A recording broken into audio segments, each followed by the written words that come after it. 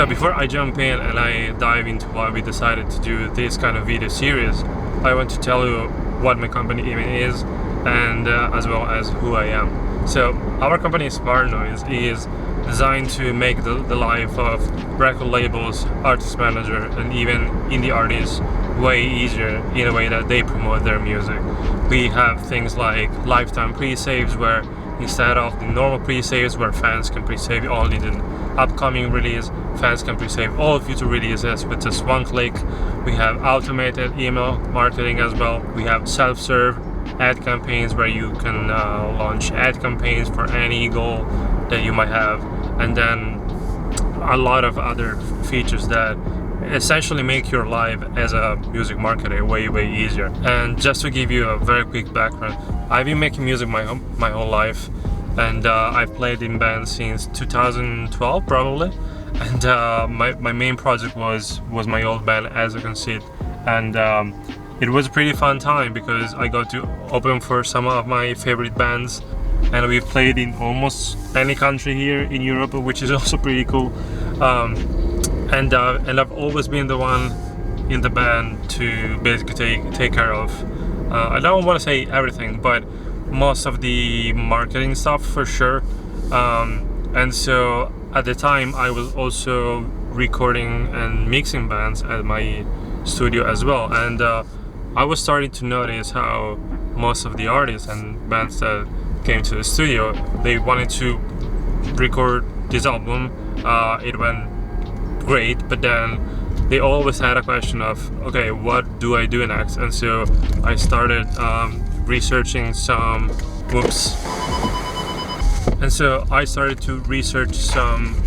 music marketing tactics and stuff like that, and so I started helping them, and I found out that I wasn't that bad also, which is also pretty cool because I was really starting to like the music marketing side of things. And so fast forward to 2020, I decided to launch our agency Noiselash, and we've worked with hundreds of artists, with really cool artists, from very small artists to major label artists even. And last year we decided to work on this new project called Smart Noise, and it was born out of necessity for the most part because we needed a tool for our agency to do certain things, but then we quickly realized that that other people could also benefit from a tool like that, so we started building it, and up until November 2022 we did pretty much everything in private. We didn't promote Smart Noise that much because we were really focused on making the platform a really cool product. But in November 2022 we launched the lifetime pre-saves feature, which has changed a lot of things for us and helped us gain some sort of momentum, which is what we are still doing right now. So I will take you with me to our weekly meeting where we talk about the different features that the team is working on, as well as other marketing strategies with the team, and it's gonna be fun. The first half of the meeting was spent basically going through all the different features that the team has been working on that week, and then we spent a lot of time on the lifetime pre-saves feature because we released a new feature for lifetime pre-saves again, but we ended up having a few bugs here and there, and so we had to go through them, figure out why that happened, and basically fix it. So in the next update, our users won't have any more issues with lifetime pre-saves, and everyone was happy at the end. Smart Noise real life. Blah blah blah. Okay, so we are back in the office right now, and we just finished our session where we review all the new features that we launched, and also the things that we worked on in terms of marketing, sales. But I wanted to cover something that I mentioned at the beginning of this video, which is the reason why we are actually doing this, which is something that it's always been pretty dear to me, and especially being in the music space for so long now, which is the transparency side of things. Because I think there are no enough companies that share openly what they work on and how they do things.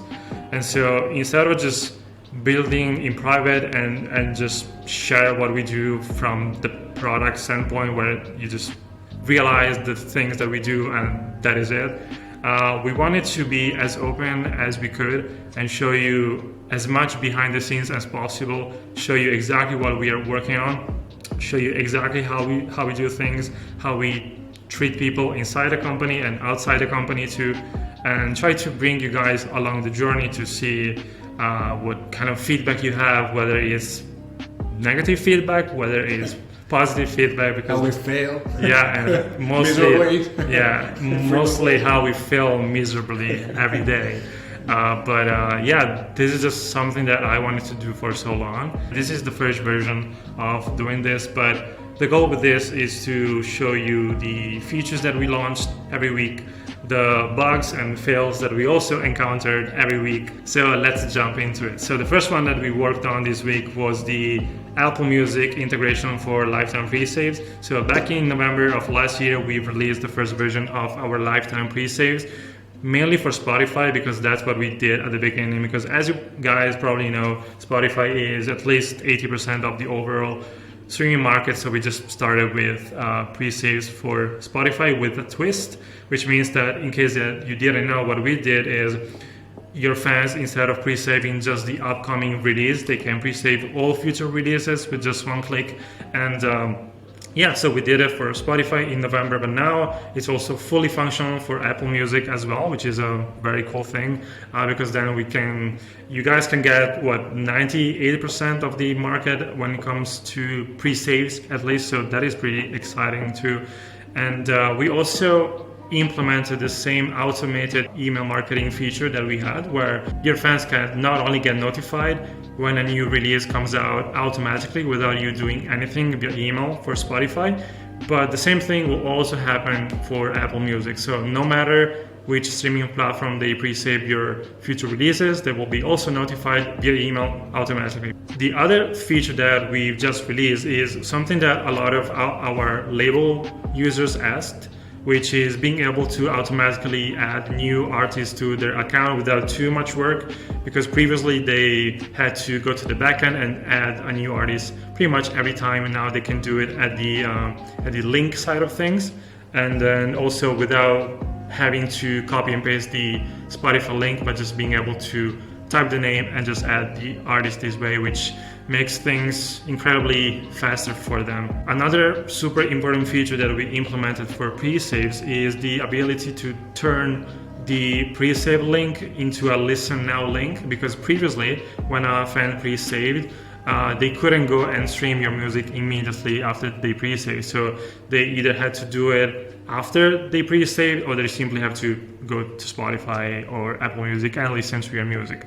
Right now, after a fan pre-saves, the pre-save link will automatically be turned into a listen now button, which means that not only they will be getting to pre-save all your future releases, but they can listen to your new stuff immediately on the spot, which is also going to increase conversions for you, which is also another pretty cool thing. And then finally, there is also a brand new feature that we've been working on for the past 3 months that is not implemented on the actual platform yet, but we are literally so excited to share with you guys, because we truly believe that it's going to transform the way that you run your entire marketing efforts, whether you are a record label, artist manager, distribution company, or even just an indie artist.